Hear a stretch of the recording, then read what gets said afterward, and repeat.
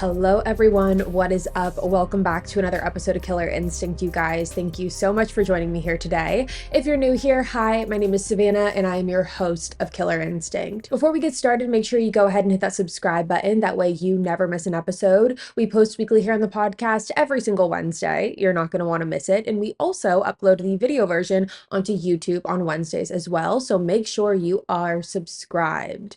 Now, you guys, as you can tell by the title of today's episode, we have a wild case to uncover.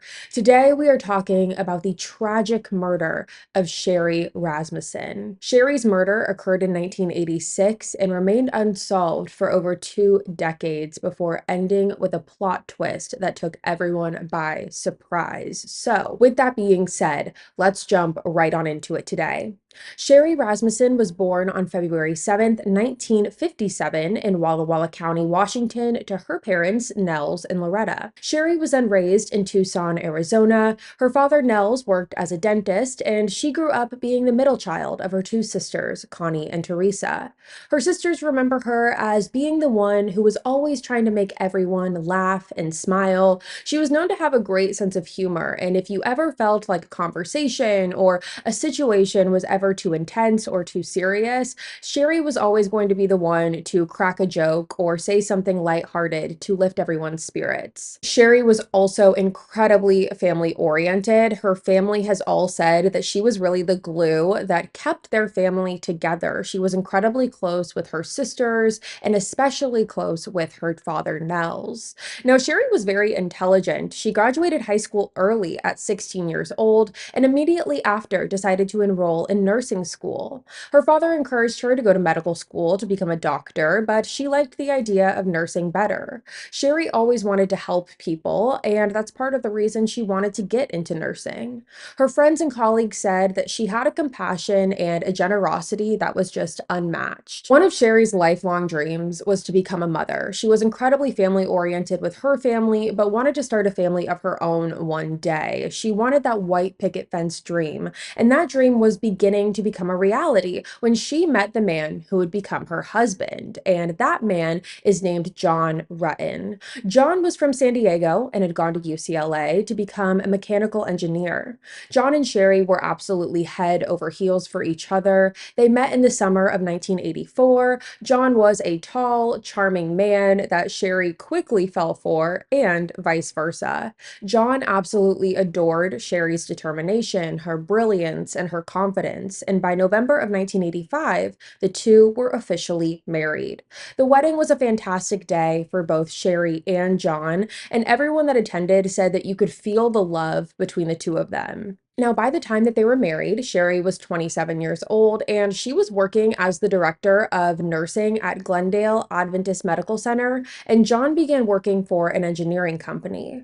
John then moved into Sherri's townhome located in Van Nuys, California, which is in Los Angeles, and the townhomes were called the Balboa Townhomes, and the two of them were ecstatic to start their lives together. Since their wedding was in November, they quickly were rushed into the craziness and the chaos that was the holiday season, and in the beginning of 1986 was when they were really finally able to start getting into the routine of normal life. However, sadly, that was cut short. So we are going to jump to where this case begins on February 24th of 1986, and this started out like any normal day. It was a Monday, and the day prior on that Sunday, Sherri and John closed out their weekend by going to a movie together. The following day, Sherri was scheduled to be teaching an HR class for some of the nurses at the hospital that she worked at, but she wasn't really feeling up for it. So the night before, which was that Sunday, and the 24th, which was that Monday, she was really contemplating on whether or not she was going to go into work that day or whether she was just going to call out.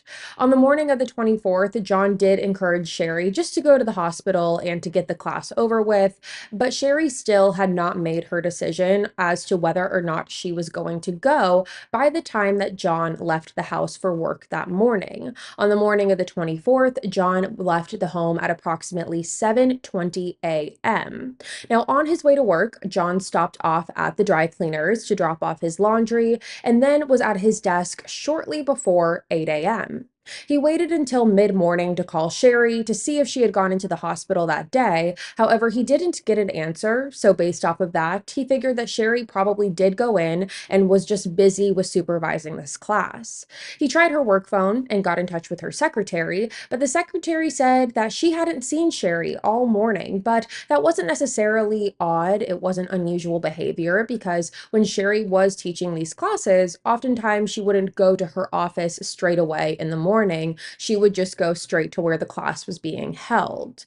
Now, John did call back several times after this. He called the house phone several times, but he still didn't get an answer. And again, even though John thought that this was odd, he wasn't overly concerned. Now, after John got off of work that day, he made a few stops on his way home. He went back to the dry cleaners to pick up his laundry, and then after that, he went to the UPS store. Afterwards, he finally made his way back to the townhome, and when he arrived and walked towards the door, he noticed that the door was slightly cracked open, and that to John was very odd. John then walked through the door into the home, and that is where he discovered Sherri lying on the floor in a pool of blood, dead.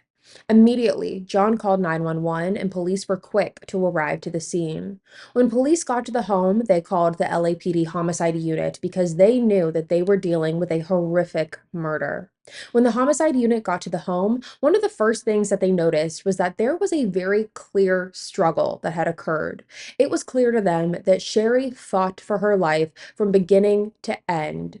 The entire main floor of that home was a complete disaster. There were drawers that were pulled out of the shelves. There was stereo equipment thrown around the living room. There was furniture that was knocked over. And at first, police thought that based off of those signs, this very well could have been a burglary gone wrong because there also were several items missing from the home.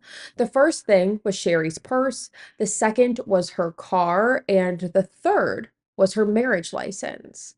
Now, the house itself had blood everywhere. There were blood on the walls, blood on the CD player, there was blood near the front door, but there was no sign of forced entry.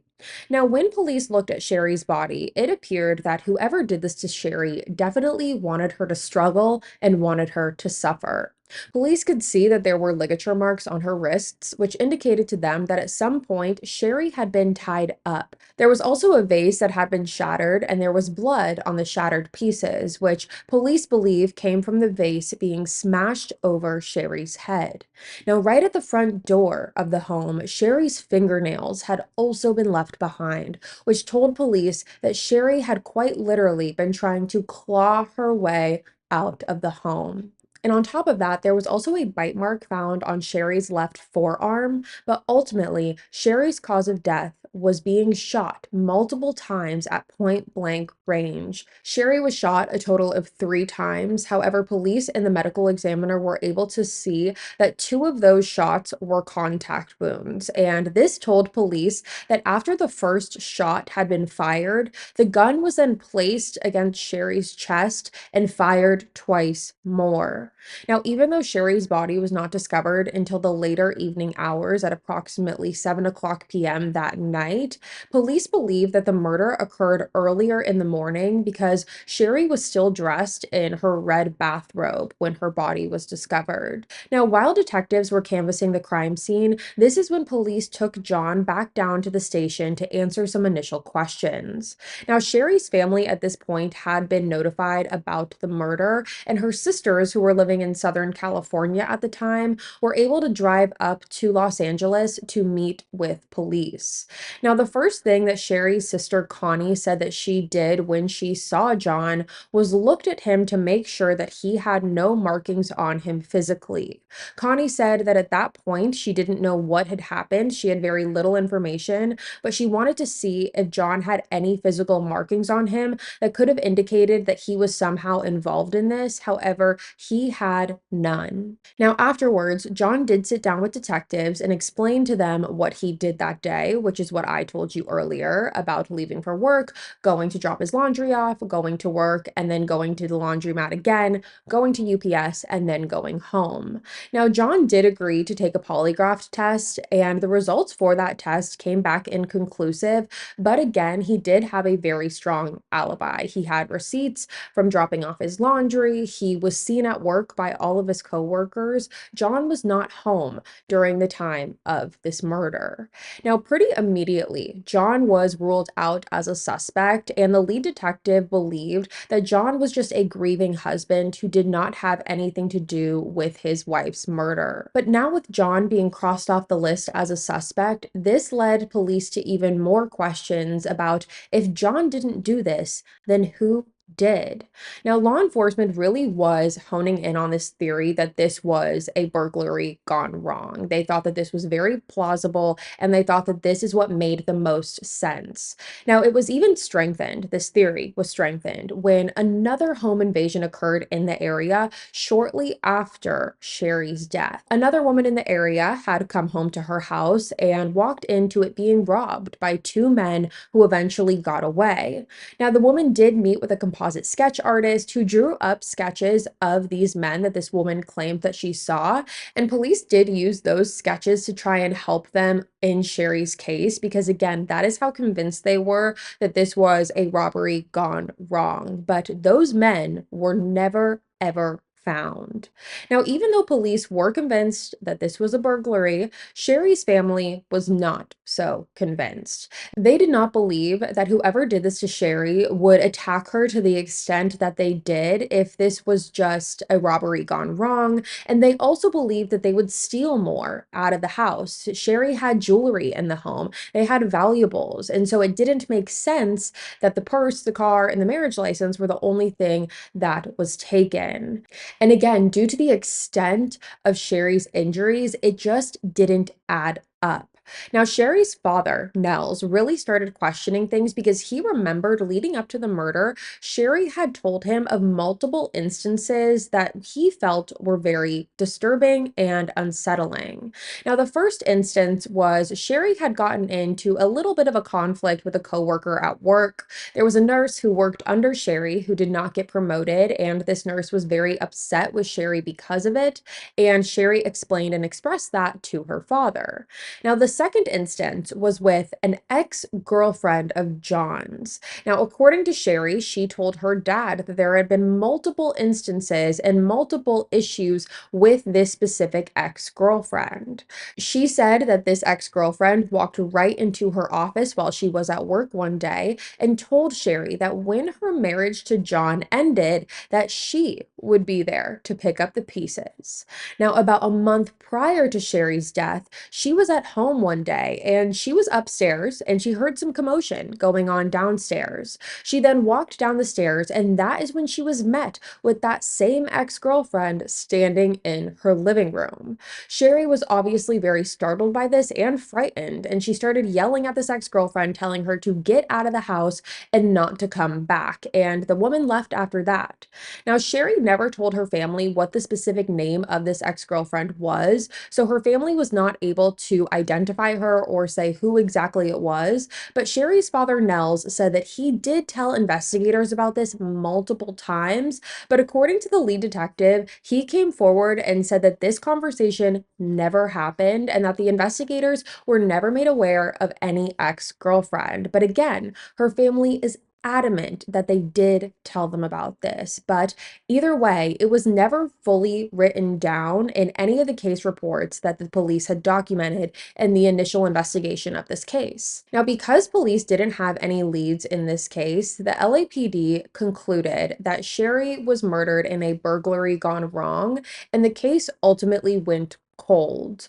Now, the family was obviously very frustrated by this and frustrated in how the Van Nuys office was handling this case in general. In 1991, so about 5 years after Sherri's murder, that lead detective who was initially on Sherri's case had retired, and the case was handed over to the other detectives in the Van Nuys homicide unit. But it remained there as a cold case for 10 years, up until 2001, when the cold case unit ultimately took over Sherri's case.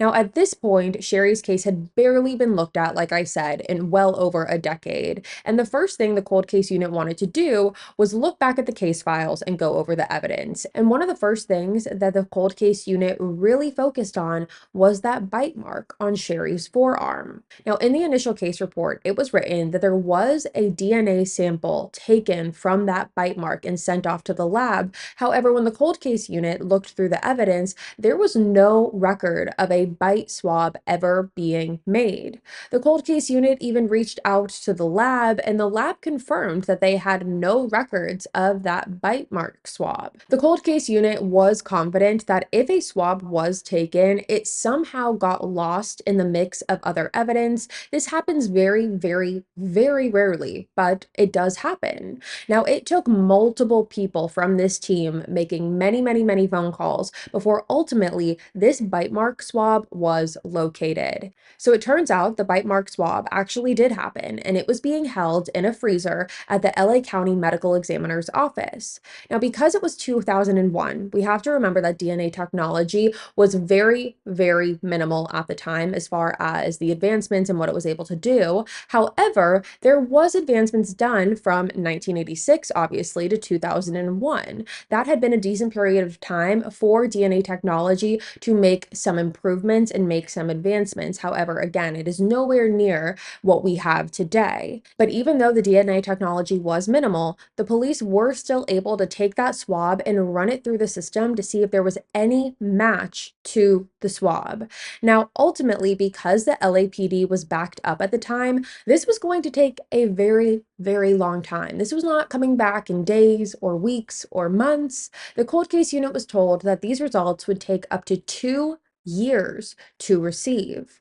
And it did. It did take that long. But ultimately, when it was tested, they did get a DNA profile from the swab. But there was no match. So even though they had a profile, they couldn't link that profile to a specific person. Now, what they were able to find in this profile was incredibly shocking. And you would think that this would be the big turning point in this case. And that was the fact that the DNA from that bite mark swab came back to have been from a woman. Now, the fact that the DNA was linked to another female really derailed this whole burglary gone wrong theory because, again, up until this point, police were going off of the fact that this was a robbery, and they were also basing it off of the other woman in the area who had also gone through a home invasion, and they were using those composite sketches of the two men as their leads for this case. But now, as we see in the DNA swab, their offender is not a man. This offender is a woman. And again, you might think that this piece of information would be the missing puzzle piece in this case. This would be the piece of information that really ties things together and really gives police at the time that momentum and really gives them the determination to want to solve this case. However, unfortunately, that was not how it happened. The leader of the case that was on the cold case unit had transferred to a different position in 2005, and no other detective wanted to pursue this case. So again, the case went cold for several more years, despite this new information. So now we're looking at 2009, and it has been 4 years since the DNA sample had come back and made the profile saying that the offender was a woman.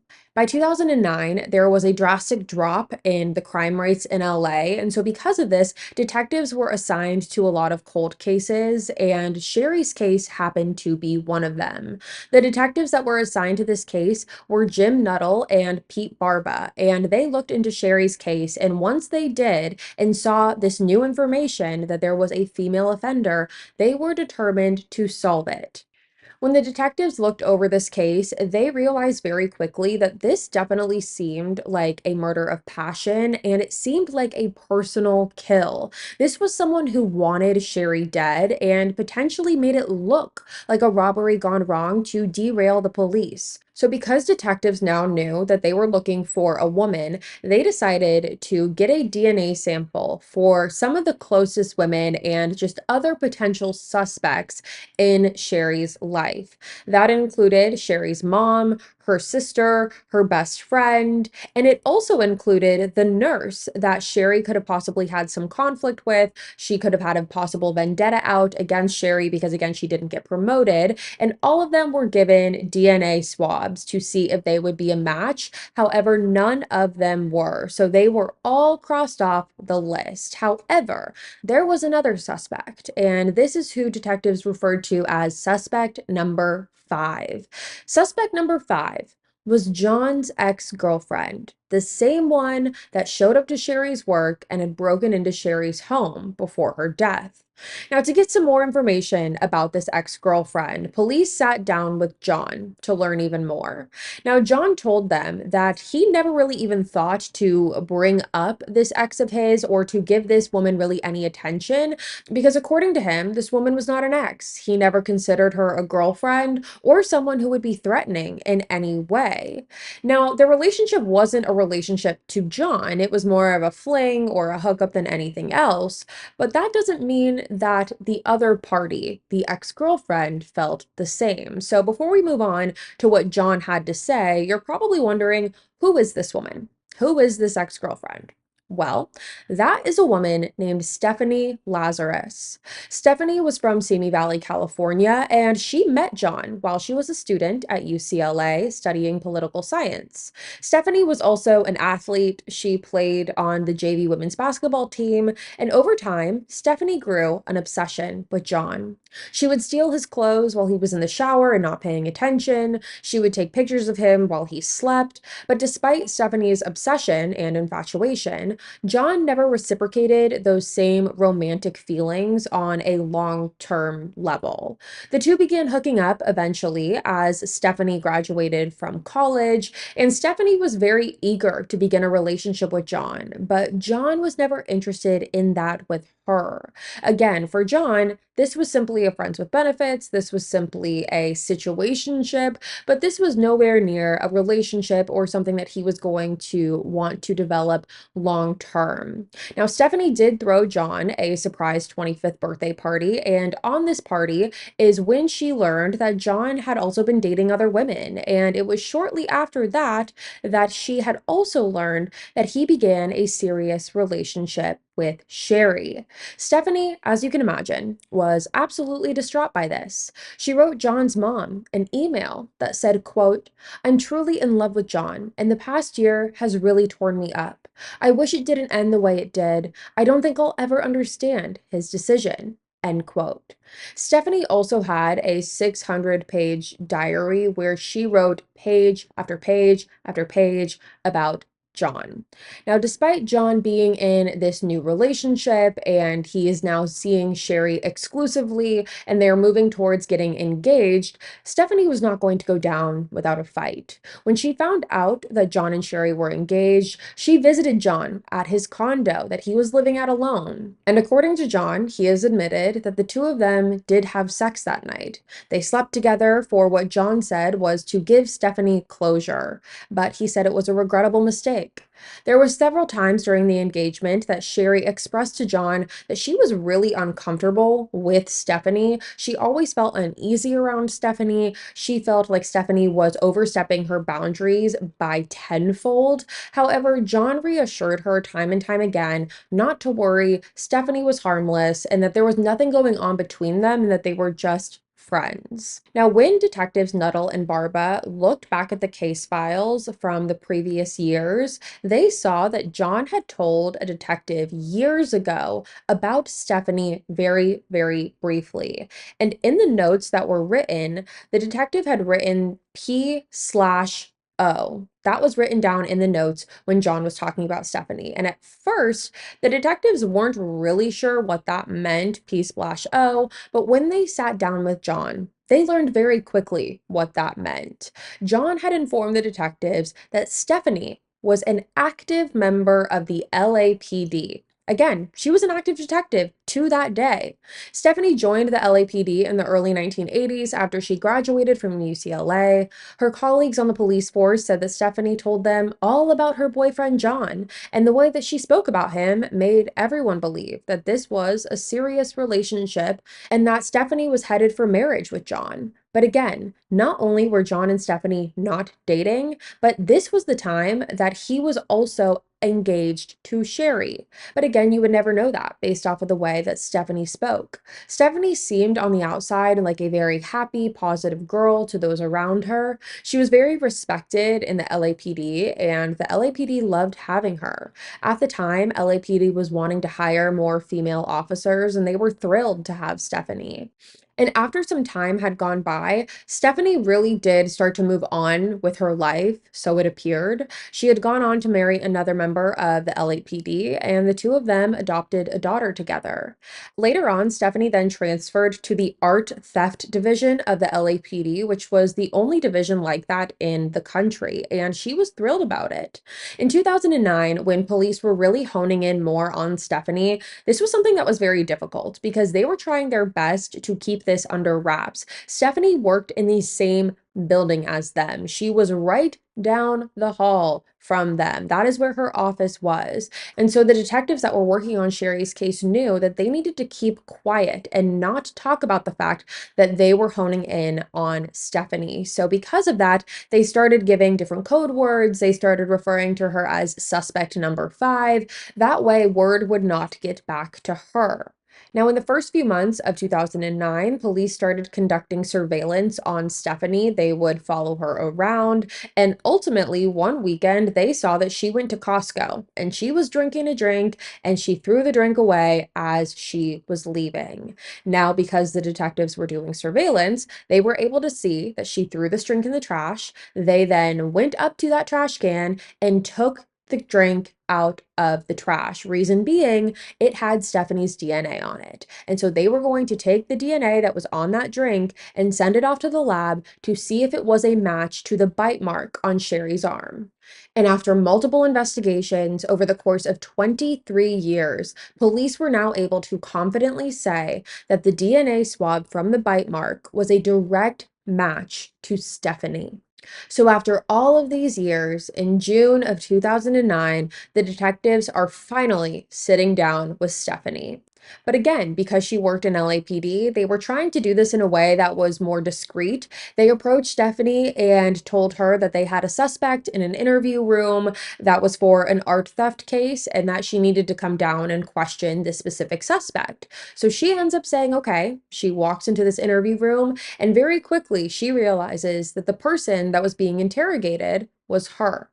Now, Stephanie was obviously very taken aback by this, but one of the first things that police asked her when she sat down was if she knew a man named John Rutten.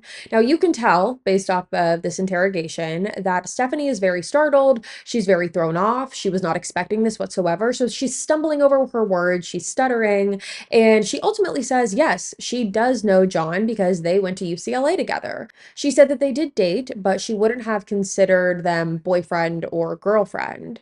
Now, when Stephanie was asked if she had ever met Sherri, John's wife, Stephanie said, quote, yeah, I may have met her. I'm thinking, now that you guys are bringing up all these old memories, I'm thinking that because he would go and date other people and I would go and date other people, I think that at one point he may have been dating her. I don't know. Maybe he was married. I don't even remember.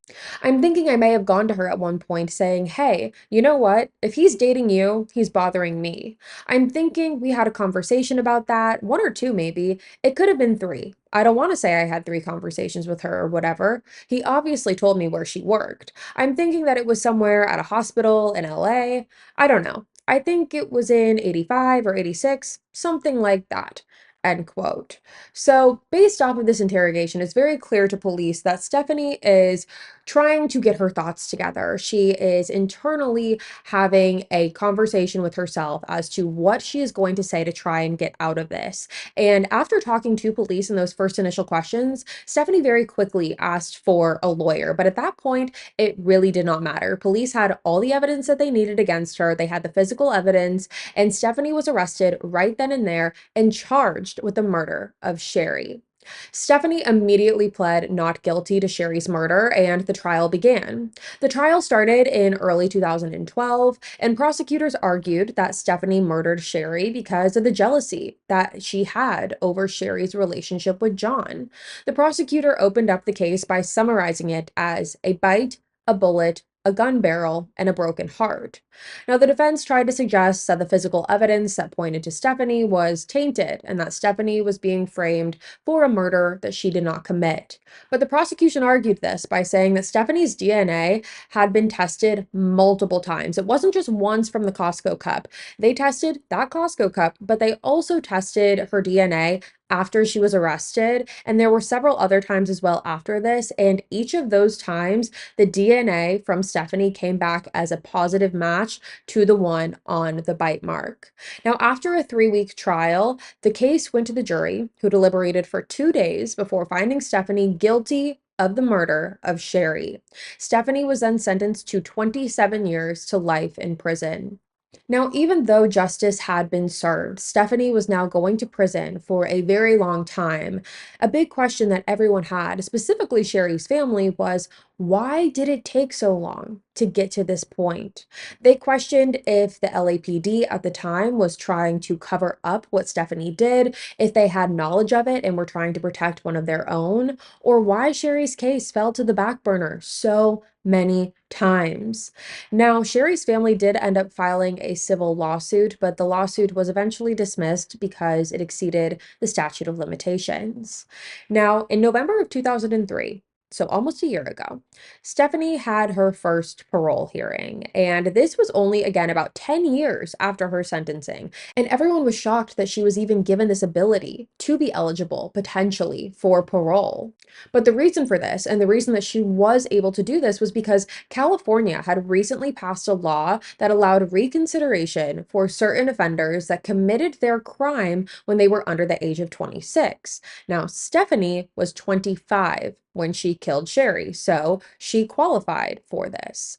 Now, during the parole hearing, Stephanie said, quote, "It makes me sick to this day that I took an oath to protect and serve people, and I took Sherri's life from her, a nurse," end quote. Now, this was actually the first time that Stephanie had ever confessed to murdering Sherri. Up until this point, she had never admitted to it. She pled not guilty. Even after her sentencing, she said she didn't do it. But shockingly, Stephanie is now saying that she did.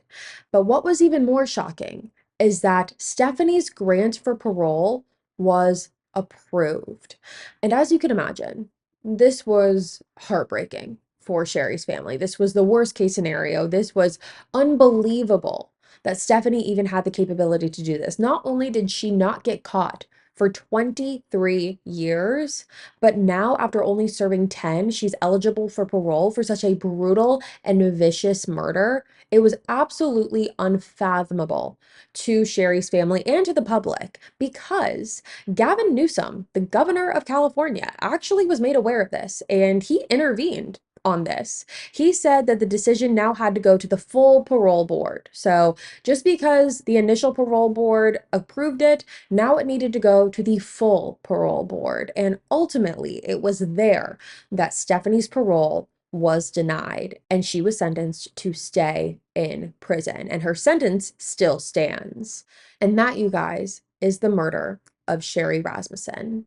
Now, Sherri's father, Nels, did pass away in 2020, and because of this, he actually made a video of himself prior to his passing to be played during the parole hearings when Stephanie was going to be eligible for parole. He wanted this video of him explaining the effects of his daughter's murder to be played, and that video was played in the final parole hearing that ultimately, decided on Stephanie being kept in jail. So that video did have a huge impact. And even after his passing, he is still protecting his daughter and he's still fighting for his daughter. So I just wanted to point that out as well. But with that being said, you guys, that is all for me today. I am so curious to hear your thoughts about this case. Please let me know in the comments below. And with that being said, you guys, again, that's it for me. I hope you guys enjoyed another episode of Killer Instinct. Again, if you're new here, hi, my name is Savannah. I'm your host of Killer Instinct. Make sure you you go ahead and hit that subscribe button. That way you never miss an episode. We post weekly here on the podcast every single Wednesday. You're not going to want to miss it. I will be back next week with a brand new one for you guys. And until then, stay safe. Bye, guys.